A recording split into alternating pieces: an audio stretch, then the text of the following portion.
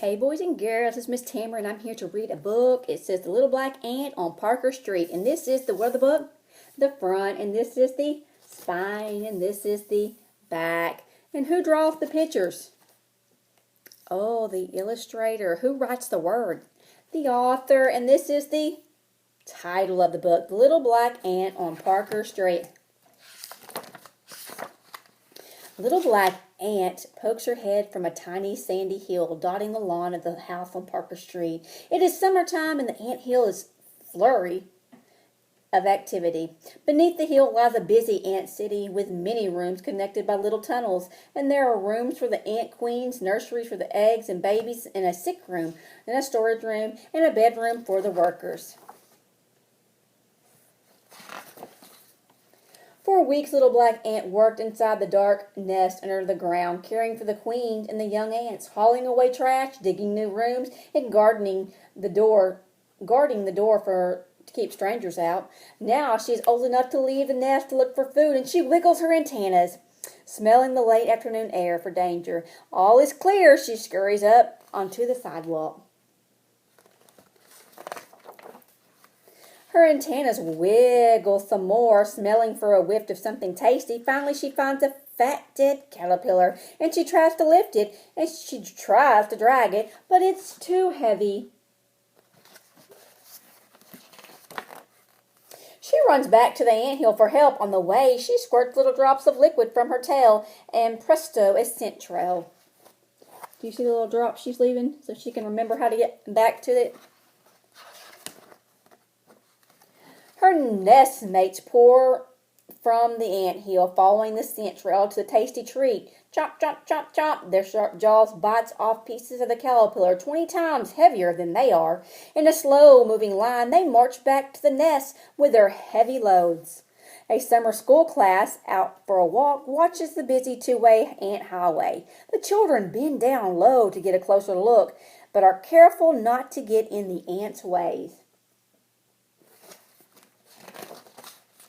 Workers at the nest take the food from Little Black Ant and the others. Munch, crunch, munch, crunch. They chew the food completely, swallowing the liquid and spitting out the hard parts. The liquid goes into a special social stomach for holding food to share. Then it's dinner time for everyone, and the workers spit up drops of liquid food and feed the queen babies and the other ants.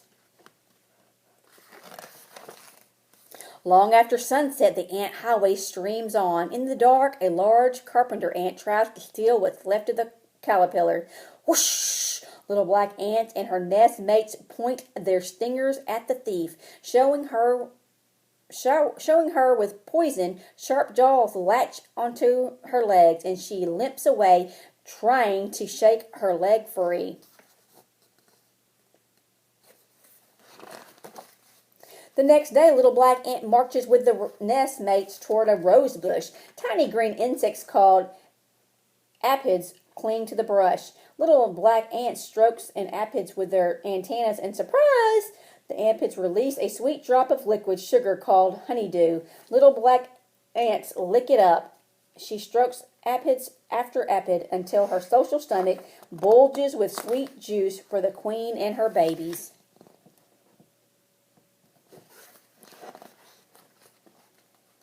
A little black ant runs to the nest. A blue jay lands in her path, and Little Black Ant scoots inside a silvery gum wrapper to hide. Soon the wrapper is flying through the air, dangling from the bird's beak, and Little Black Ant holds on tight.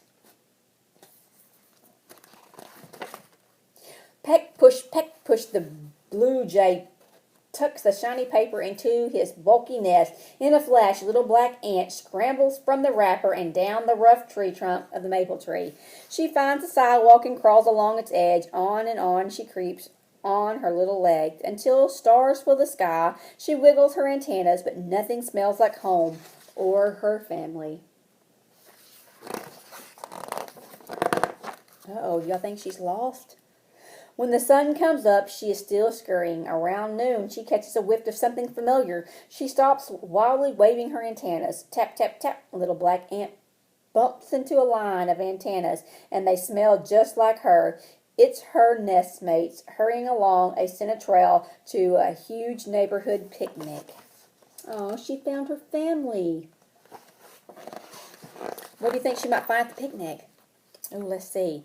Little black ant fills in line and is soon cutting a wedge from a big cookie crumb. All afternoon, she and her nestmates cart bites of food back to the hill. As the Park Street picnickers laugh and play in the summer sun, the entire ant city feasts on a picnic of its own. We got, what is this? Watermelon and then a chocolate chip cookie.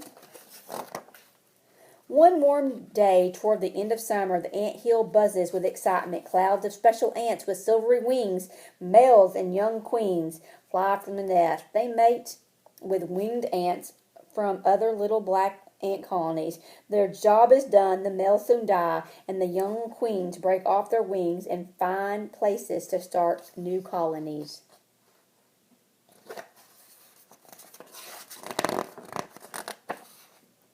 As fall winds blow, little black ant helps plug up the entrance to the ant hill and Park Street. She and her nestmates crawl to the deepest rooms in the ant hill, and they huddle together around the queen to sleep away the winter.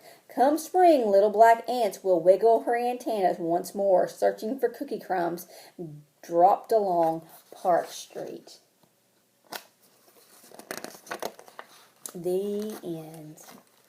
So the little ants, they live out in the hole, and then they work together to get food and bring it back to the queen and the babies. Y'all have a great day, and I will see y'all later.